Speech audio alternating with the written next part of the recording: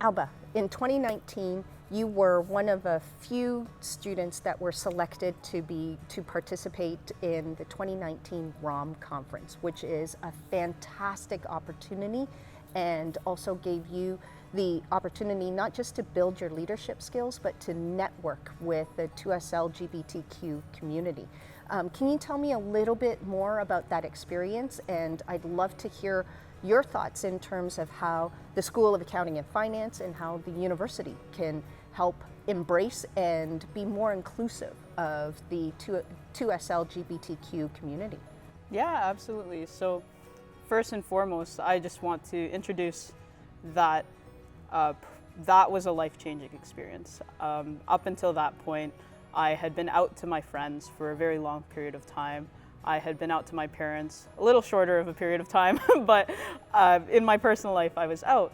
But I hadn't yet come out broadly to my coworkers. Like, yes, my fellow co-ops who knew me at University of Waterloo, they knew, but not my managers, not the partners, because I had never seen role models of what does a 2S LGBTQ plus professional look like.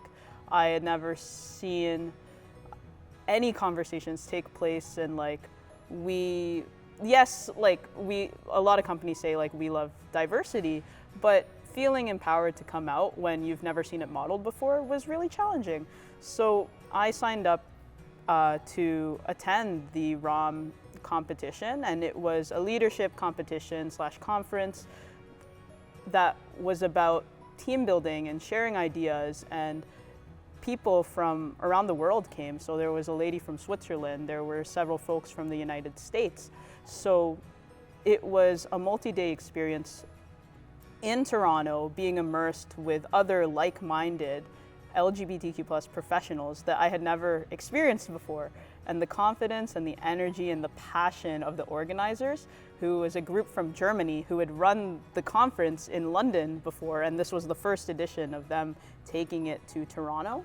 Oh, wow. So that was super inspiring and life-changing in terms of, this is what I didn't know I needed it, but I needed it to feel empowered and to talk about the challenges in the workplace and to build and be immersed with other leaders. So I ended up being ranked as one of the top 5 out of 50 leaders who was there at the conference, because I think I really left an impression on a lot of my peers on how do you promote skill building, how do you promote opportunities for the LGBTQ plus community in the broader sense, and how do you empower people. So those are 2 things that I'm really passionate about.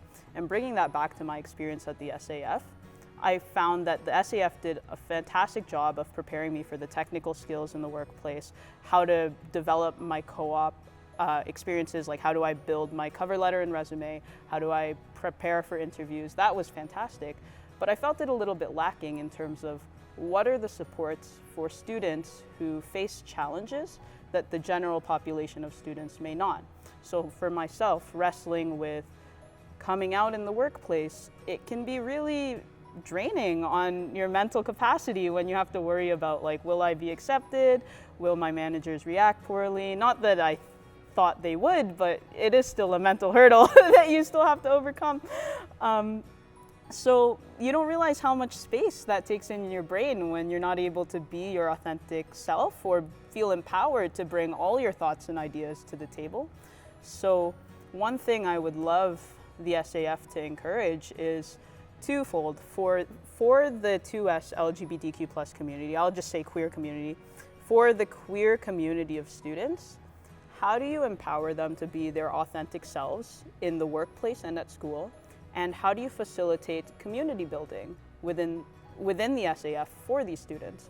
So going back to personal anecdote, in June of this year, 2022, I had 2 of my friends come out to me from my SAF cohort, and I was extremely happy for them. But I thought to myself, why couldn't you come out like in university? We could have gone to Pride together. And I thought that my challenges coming out in the workplace were part of my own personal professional journey. I just had to get over it myself. But after hearing peers come out, I was like, no, there is more of a queer network at University of Waterloo. It's just we're a bit of a hidden minority. We can't tell sometimes that we're part of the LGBTQ plus community. So how does SAF and UW facilitate structures that can unite its queer business students, both the current cohort of students and the broad network of alumni and folks who are already further down their career path, who might be willing to mentor these students and be those role models that folks like myself wanted to have? Mm-hmm. I totally am of the same feeling that you have in terms of we can absolutely do more.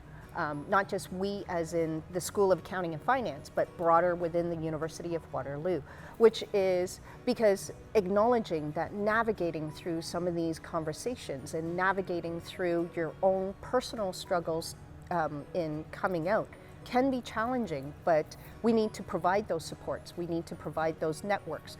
We need to provide open and transparent and no judgment for students to feel confident enough to come out, but also build a community and maybe, and I love the idea of maybe perhaps creating a community similar to RAHM, but within the SAF, where queer students do have the ability to come out without judgment, but know that they have support, resources, but also other student community as well as alum to help mentor and to provide role model perspectives in terms of where and what is possible for the queer community. So, but the University of Waterloo, we have made steps through the President's Anti-Racism Task Force, but I think there's still lots that can be done.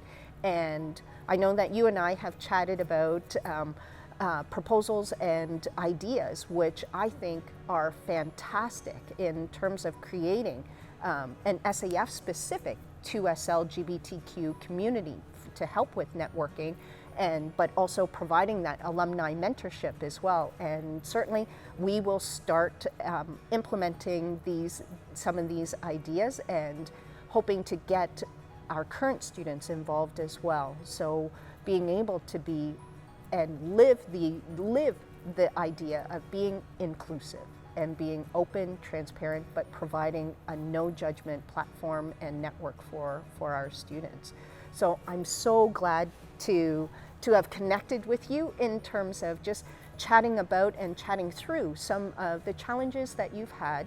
So thank you for being open and being confident enough to share your experiences, but also having those ideas so that we can create a better environment and a better culture for our students. Yeah, absolutely. I'm more than happy to connect with any current, future students, whatever that may be, because I know the importance that mentorship plays, and I know the importance that being a role model plays. And now being in a stage of my career where I'm out, I'm proud, I'm confident, and I love my job, like I'm happy to start that discourse both with students and with the SAF on how can you really improve the student experience, because the SAF is a world-class institution that teaches staff students what is the technical knowledge you need, what are the soft skills you need, but there are still aspects of bringing yourself to the table that may not be as explicitly discussed or as obvious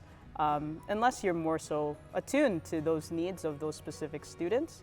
And I'm happy to provide that perspective in whatever way I can. Mm-hmm. And I totally agree, like SAF and the university provides such a great educational experience in terms of technical background, but we need to also empower our students to have the confidence to be their authentic and true selves, whether within the classroom or within a business and professional setting. Mm-hmm.